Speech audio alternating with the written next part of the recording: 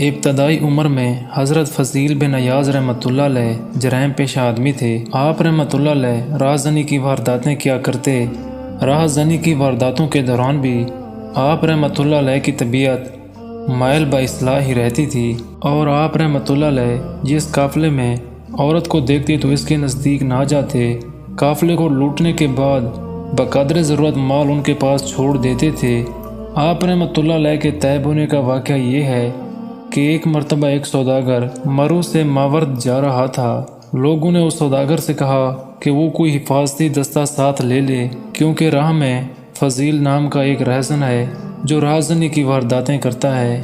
سوداگر نے جواب دیا کہ میں نے تو سنا ہے کہ وہ رحم دل اور خدا ترس انسان ہے۔ اسی وجہ سے سوداگر نے اپنے ساتھ کسی بھی قسم کا حفاظتی دستہ لے جانے سے انکار کر دیا اور ایک خوش الحان قاری کو اجرت پر اپنے ساتھ رکھ لیا۔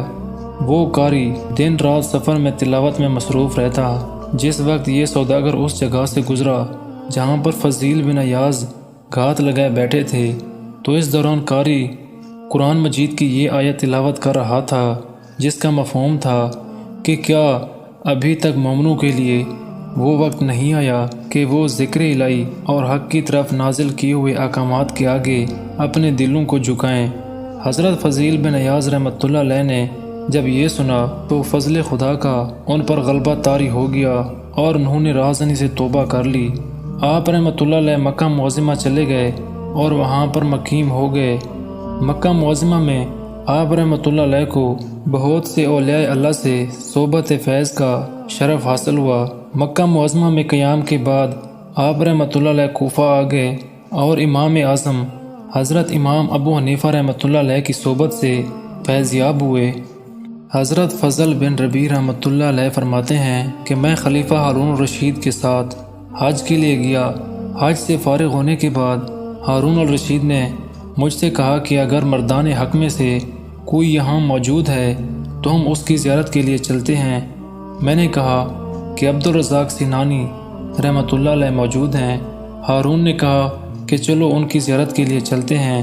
چنانچہ ہم عبدالرزاق سینانی رحمۃ اللہ علیہ کی خدمت میں حاضر ہوئے۔ ملاقات کے بعد جب ہم واپس چلے تو راستے میں ہارون الرشید نے مجھ سے کہا کہ کوئی اور بزرگ بھی ہیں، تو میں نے ان سے کہا کہ حضرت سفیان بن عینیہ رحمۃ اللہ علیہ بھی موجود ہیں۔ چنانچہ ہارون الرشید اور میں ان کی خدمت میں حاضر ہو گئے۔ جب ان سے ملاقات کر کے واپس آ رہے تھے تو ہارون الرشید نے مجھے کہا کہ کسی اور بزرگ سے بھی میری ملاقات کرو۔ میرا دل مطمئن نہیں ہوا۔ میں نے عرض کیا کہ حضرت فضیل بن ایاز رحمۃ اللہ علیہ بھی موجود ہیں۔ چنانچہ ہم ان کی خدمت میں حاضر ہو گئے۔ حضرت فضیل بن ایاز رحمۃ اللہ علیہ اس وقت ایک گوشے میں قرآن مجید کی تلاوت میں مشغول تھے۔ میں نے دستک دی تو آواز آئی کہ کون ہے؟ میں نے عرض کی کہ امیر المومنین آپ رحمۃ اللہ علیہ سے ملاقات کے لیے تشریف لائے ہیں۔ آپ رحمۃ اللہ علیہ نے فرمایا کہ مجھے اس سے کیا سروکار؟ میں نے کہا کہ رسول اللہ صلی اللہ علیہ وآلہ وسلم کا فرمان ہے، کسی بندے کو لائق نہیں کہ اطاعت الہی میں خود کو ذلیل کرے۔ حضرت فضیل بن ایاز رحمۃ اللہ علیہ نے فرمایا کہ نبی کریم صلی اللہ علیہ وآلہ وسلم کا ارشاد حق ہے، لیکن رضا الہی اس کے حضور میں دائمی عزت ہے۔ تم میری اس حالت کو ذلیل گمان کرتے ہو، حالانکہ میں اطاعت الہی میں اپنی عزت جانتا ہوں۔ یہ فرما کر حضرت فضیل بن ایاز رحمۃ اللہ علیہ نے دروازہ کھول دیا۔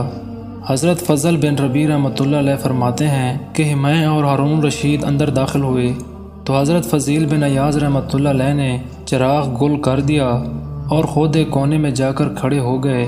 اس دوران مصافحہ کرتے ہوئے ہارون الرشید کا ہاتھ جب حضرت فضیل بن ایاز رحمۃ اللہ علیہ سے مس ہوا تو انہوں نے فرمایا، افسوس، کتنا نرم و نازک ہاتھ دوزخ میں جلے گا، کاش یہ ہاتھ خدا کے عذاب سے محفوظ رہتا۔ ہارون الرشید حضرت فضیل بن ایاز رحمۃ اللہ علیہ کی بات سن کر زاروں قطار رونے لگا اور بے ہوش ہو گیا۔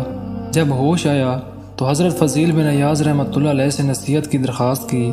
آپ رحمۃ اللہ علیہ نے فرمایا، اے امیر المومنین، تمہارے والد بزرگوار حضور نبی کریم صلی اللہ علیہ وآلہ وسلم کے چچا تھے۔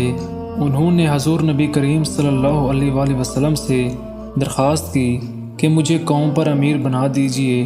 حضور صلی اللہ علیہ وآلہ وسلم نے ان سے فرمایا کہ میں نے تم کو تمہاری جان پر امیر بنایا ہے، کیونکہ اگر تمہاری ایک سانس بھی اطاعت الہی میں گزرے گی تو وہ اس سے بہتر ہے کہ ہزاروں لوگ تمہاری اطاعت کریں۔ اس لیے امیری سے بروز قیامت بجوز ندامت کے کچھ حاصل نہ ہوگا۔ خلیفہ ہارون الرشید جب آپ رحمۃ اللہ علیہ سے رخصت ہوا تو اس نے برملا اظہار کرتے ہوئے کہا کہ حضرت فضیل بن ایاز رحمۃ اللہ علیہ باقی صاحب فضیلت بزرگوں میں سے ایک ہیں۔